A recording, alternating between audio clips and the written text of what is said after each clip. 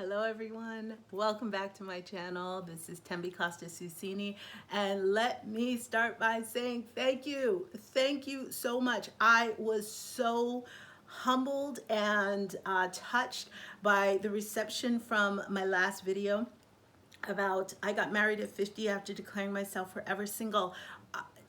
Your comments, your love, your inspiration, even your tips about my filming, okay, really helped solidify the reason or fortify or confirm the reason why I started this channel. It was about showing people or showing Americans how there's another way of life. Okay, it doesn't have to be abroad, obviously, but there's so much more. There's so just to open up our realm of possibilities. So I wanted to address a couple of comments that I got or that roll into my idea for this video. So piggybacking off the video about I got married at 50 after declaring myself forever single. Very true. Now, here's the deal, but it's interesting because after getting married, that's where the real work started. And I'm talking about the work on myself, okay? If I'm honest, if I'm truly, truly honest, I am without a doubt the reason I was single my entire life, okay? As I mentioned in the prior video, my entire serious dating life amounted to barely 4 years. And I'm talking about throughout my life. Two serious relationships with the potential of marriage. Obviously did not result in marriage. But again, looking back, I realized I am the reason I was single for so long. But it's not surprising. One thing that I used to get from men all the time, one of the feedback that I would get when I would meet a guy is, and I heard this so many times, I can't tell if you like me or not. And I'm thinking, I don't know you. I just met you like 10 minutes ago. What are you expecting? I don't get it. Okay, I understand we're in the era of social media and people twerking for fun on TV. Yeah, yeah. We've all had our fun times. Fortunately for me, my wild days were before video phones and everything. You were basically left with the consequences of one night out, one wild night out, or anything like that. But I digress. Now, being married, not just married, but married to the most incredible man who has shown me that, I mean, I'm just having this realization in the last year since we got married. Now remember, all of this is happening in conjunction, congruently with my menopause, my hot flashes. And hot flashes, they have been accompanied by flashbacks and memories and remembering dialogue, even hearing things and seeing things that I was not present for, but turns out to be the missing pieces of the puzzle that, or why something fell apart and I didn't know why, or hearing someone's words or something that was spoken or unspoken. That's what it is. I'm hearing those unspoken dialogues internally. And again, what I'm learning is I didn't have the tools. I did not have the tools to sustain or enter or even address a marriage, a divine marriage, I will say, of this magnitude, because there are many people out there who are married for many different reasons. Some of it is even business, a business arrangement. And honestly, in my head, I thought that that's what I wanted, was not so much a business arrangement, but a marriage that was based on logic, that was based on compatibility, that was based on mutual goals and things of that nature.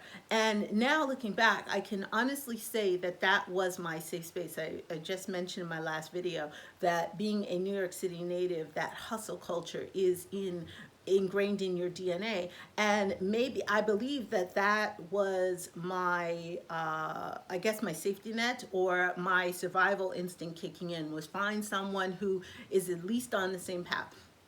Now, what I've learned being married, and remember, I'm just a newlywed, so I am not an expert, but I have been shocked and humbled by the amount of insights that I've gained on myself. And again, prior to meeting my husband, I did not realize I did not have the tools. What do I mean by the tools? What I mean is understanding what love really looks like.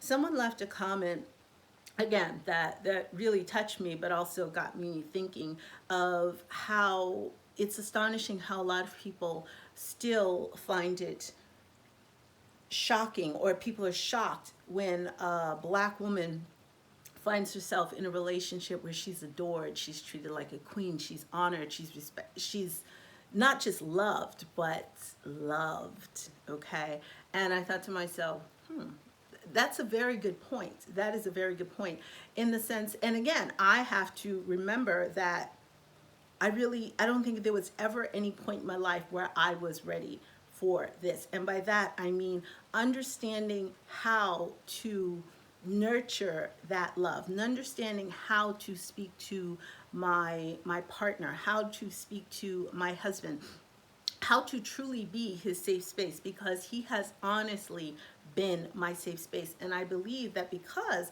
we've created this safe space together, that's where everything has blossomed. We got married August 3rd. That was our first wedding, and that was the civil service. And we had decided we're going to keep that simple and tiny. We had 20 people present, but it was still, for me, it was so perfect.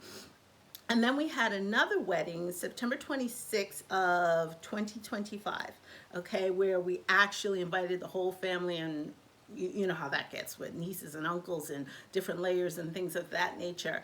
And I think we only had about 55, 60 people there, but still, it was perfect again. And I say that to say, oh my gosh, lost my train of thought, menopause brain. Oh, yes, okay. So we had two different weddings, okay? And not because I wanted to, that was just the way that we had gone about or decided or agreed to go about it. And what I found interesting was that, number one, I realized in that time, wow, is this what love looks like? People not just showing up for you, but showing up for your people and the people who matter to you, and treating them with the same love, care, and attention that they would for you. For example, I had a friend who came over from Indiana. You know who you are. Shout out to Chanel and Choice Wellness, Choice Wellness Company. Go check her out. Anywho, she came over, and she's been an old friend for a long time, and we've kept in touch, and throughout the years, it's been a long time since I've seen her. So she comes over, and my husband, again, he's just such a loving person. He treated her like a VIP, okay? I remember going to the airport where he was so excited to meet someone from my history who had came over from the States, okay? And she was the first friend to arrive.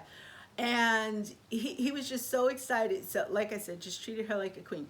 So, and since she's left, he calls her princess and da da da da da da da. He's just so loving. And he's always telling me, he's like, well, you're the queen, she's the princess. And I said, exactly. So I told her that you need to proceed in your relationships with the knowledge that my husband, my king, refers to you as princess. Okay? So this shifts your expectations of what you expect out of your man. Now, again, I always came from the mindset of, oh, yeah, I'm a woman. I can do it all myself. So no. And this is what I mean by I did not know what love looked like, because that hyper independence was a trauma response to people not showing up for you. So the first thing, number one, I learned I did not have the skills to maintain the level of commitment and the divine union that I am experiencing now. I did not have those tools. Okay, I have. I'm still discovering those tools, and I'm discovering them as through my day-to-day interactions with my husband.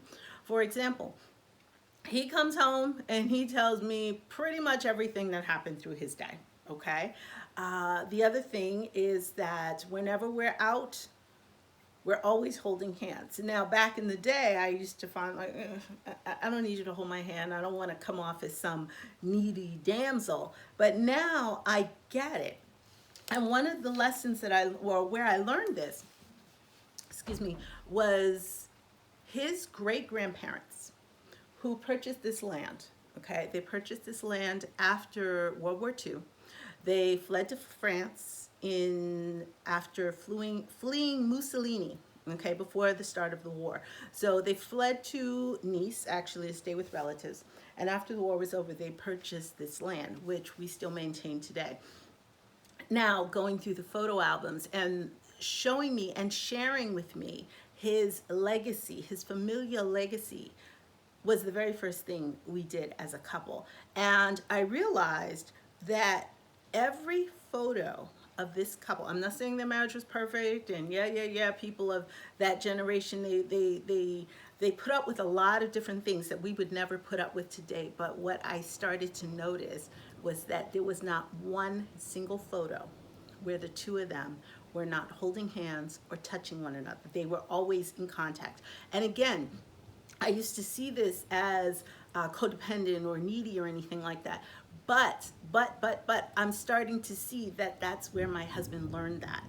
I never had those examples. My parents were married for like 22 years, and before they got divorced, I grew up in a two-parent household, but that doesn't necessarily mean I had those examples of what love looks like and how to maintain and build and develop our own connection and what that looks like. So again, there was never one photo where these two were not in physical contact. Usually it was just touching their hand or holding their hand.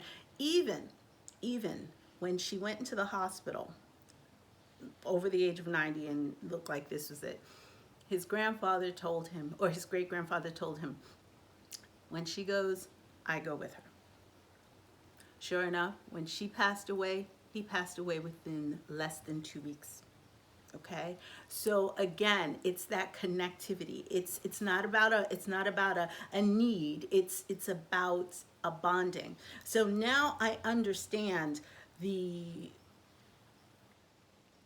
basis of maintaining those. So, and of course, the hand holding goes into touching, the hand holding goes into affection. And I'm talking about affection outside of sex. That's not necessarily affection. Sex is sex, okay?